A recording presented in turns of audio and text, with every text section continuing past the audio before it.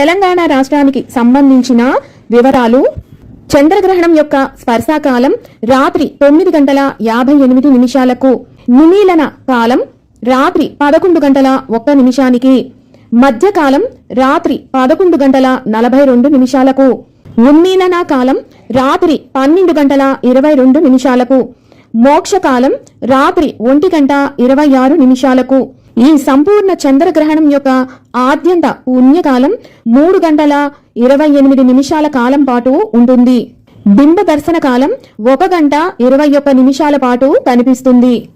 ఈ గ్రహణం యొక్క సూతక కాలం మధ్యాహ్నం 12:14 ప్రారంభమై రాత్రి 1:26 వరకు ఉంటుంది.